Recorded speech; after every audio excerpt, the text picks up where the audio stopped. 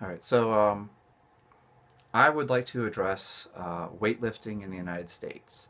And the reason I'm going to do this is because I have been searching YouTube for better information on this kind of stuff, and I'm not satisfied with the things I'm finding. So I'm going to talk a little bit about it. First and foremost, I am not a weightlifter. I don't compete in weightlifting. I don't have any desire to compete in weightlifting. For me, I got into weightlifting because when I was training for the Navy, I came across this awful thing called the dirty name. Don't worry about what it is. And I found out, oh, I can't jump. And so I started doing weightlifting to improve my ability to jump.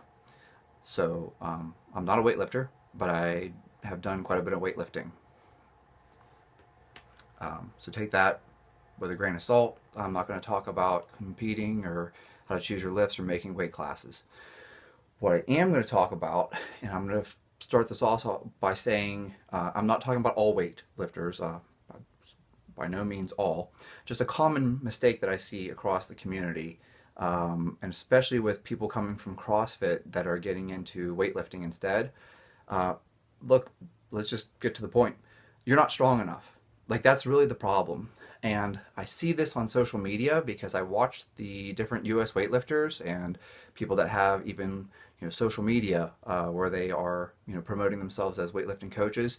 The comments you guys make to each others are absolutely ridiculous. You spend more time arguing over people's technique, like, yeah, but his technique still sucks. I mean, I can't believe how many times I even see people make critical comments on great lifters. People will comment on a video of Dmitry Klokov and be like, yeah, well, his technique isn't very good. It's not a contest for technique. Like, you've lost sight of what the sport is about. It's who lifts the most weight. That's the bottom line. This isn't figure skating or gymnastics. There's no points for style. There's no points for technique. If you meet the criteria where you don't press out, it counts. You can be sloppy and have poor technique. If you don't finish your extension, but you still land with it locked out overhead, guess what? Like, you win. If you have the most weight on the bar, you win. And so I don't understand why I see so many people arguing over technique, like these small things too. I'm not talking big stuff. I'm not talking, something that actually makes a massive difference. People watch, some lifter and they point out, oh, well, he doesn't completely extend his knee. No, but he got underneath, 200 fucking kilos. Um, I don't understand the obsession with it. Maybe it's some type of perfectionist personality thing. By all means, improve your technique. You need to have decent technique, but I encourage you to look back at the Bulgarians. They did not have great technique. Abajev was not some incredible technique coach where everyone looked absolutely perfect. Instead, he just made everybody stronger, stronger, stronger. And I'm not encouraging you to follow the Bulgarian method. I'm not encouraging you to do anything the Bulgarians did.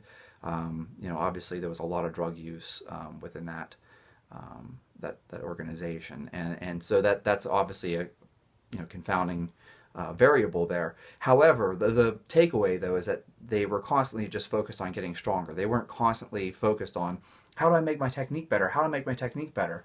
They were getting stronger. And even the Chinese, who have probably the best technique in the world, if you look at their training, they're insanely strong. Here's the reality, guys. If you can't deadlift 200 kilos, like, you're not going to pull 100 kilos off the ground with enough speed to snatch it. You are going to have to be strong. And you need to be strong in correct positions too. That's another factor here. So it's not as simple as just get stronger. Like, you can't go from powerlifting with, I don't know, your 1,200-pound back squat or whatever because you're wearing some kind of squat suit and, I don't know, they use knee wraps instead of knee sleeves or whatever.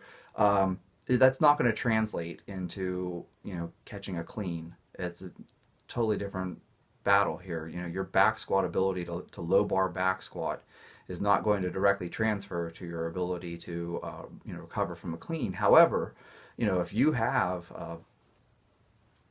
I don't know, 200 kilo front squat, like, standing up 100 kilos is going to be nothing.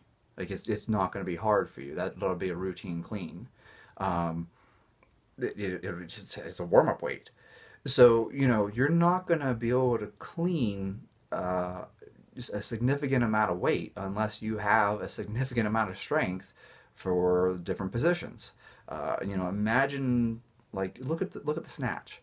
If you can't overhead squat 100 kilos, like, you're certainly not going to snatch 100 kilos. If you can't overhead squat 200 kilos, like, you're definitely not going to snatch 200 kilos. You're going to have to be strong in positions. I look at these guys, even, with like, look at a strict press.